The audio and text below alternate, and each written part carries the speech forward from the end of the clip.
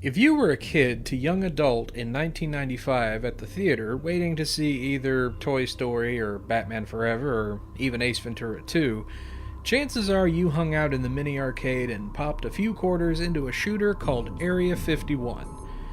In it, you played as a member of STAR. No, this STAR stood for Strategic Tactical Advanced Alien Response, and your mission was to defeat the evil alien race known as the Kron from taking over the infamous government facility.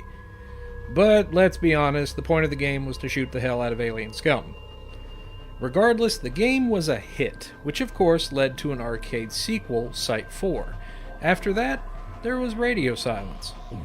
In 2005, Midway, who was having a ball releasing reboots of all their favorite franchises, decided to take a swing at the Area 51 saga with their reboot of Area 51.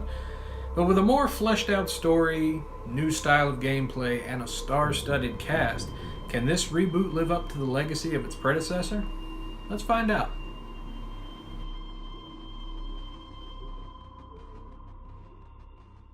The story of the Area 51 reboot has you playing as Ethan Cole, mission specialist of Hazmat Team Bravo.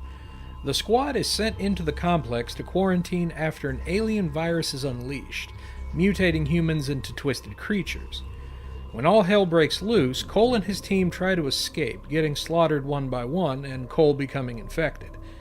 Now with the virus coursing through his veins, he must seek out Dr. Cray, who holds the key to decontaminating Cole, as well as defeating the ones responsible for this horror.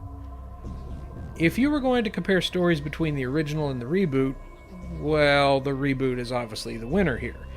Taking the original's premise and fleshing it out, adding conspiracy theories and the Illuminati was a really nice touch, which is good because the gameplay isn't as fresh.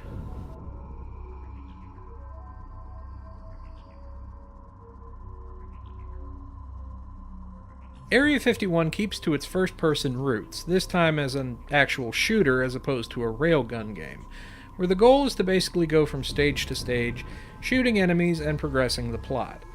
To do this, you'll have a small arsenal of guns at your disposal, like a pistol, assault rifle, shotgun, alien rifles, and more, with some guns being able to dual-wield and having alternate fire. You also have a scanner that gives you intel by scanning files. It's not Metroid Prime levels of annoying, but it's neat to get some backstory this way. After getting infected, Cole can transform from human to alien form at will, providing he has enough mutagen. In alien form, you can fire parasites that refill health and contaminate enemies, as well as clawing them to refill your mutagen bar. Of course, there's syringes to refill both if that's not an option. Either way, keeping your health full is a must, as enemies and environmental hazards can shred through you instantly. Thankfully though, the checkpoints are at decent spots. All of this is cool, but after a while, Area 51 tends to start getting repetitive and boring.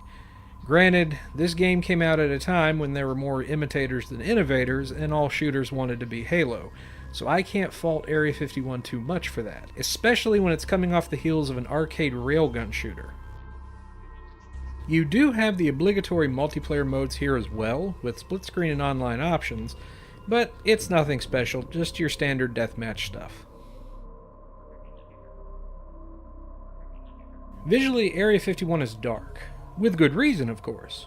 The facility looks great with dark, foreboding hallways littered with dead soldiers and scientists, as well as labs filled with tubes of alien experiments, both untouched and crushed all over the ground. It truly does give the feel of what Area 51 would look like. You know, if it really existed and all. Meanwhile, the character design is really nice, mostly on the infected aliens and their transformations, giving off a heavy but welcome John Carpenter vibe. The humans, on the other hand, are a little basic, just soldiers and the occasional scientist here or there.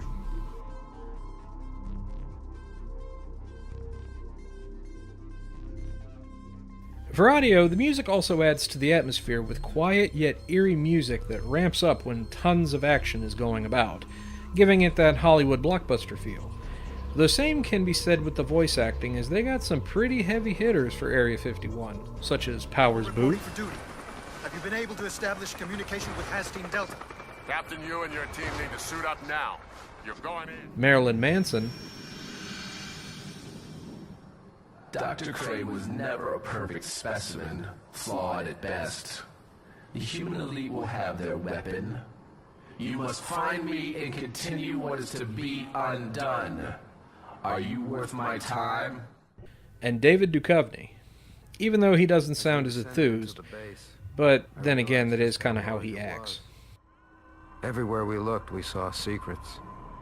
Spy planes, banned weapons, and a lot of scared people. The virus was designed to hide in its host. Those infected began to mutate in 4 hours. But they lost in humanity. They gained in strength. Area 51 was an interesting choice to have a reboot, but I feel Midway pulled it off quite nicely. Yeah, the gameplay may not be as innovative, as there were a ton of shooters at the time, and they were all trying to take down Halo to be the king. But you know what? With a story as good as Area 51's is, it doesn't matter. The gameplay actually complements the story quite nicely, making for a fun time. Plus, it's pretty cheap to pick up, so no excuses there. 2 years later, Midway would revisit this series with Black Site Area 51 for Xbox 360 and PlayStation 3, but it's not really related to this game, and it wasn't as good, causing the short end of this beloved franchise. It's pretty sad, as I feel they could have made one more game that tied into the 2005 reboot and continued that story. But with Midway being just a memory now, a new Area 51 game is as likely as the movie that was supposed to come out. Oh yeah, that was a thing too. And with that, this is the Dolly Podcast. Stay green, everybody. See you next time.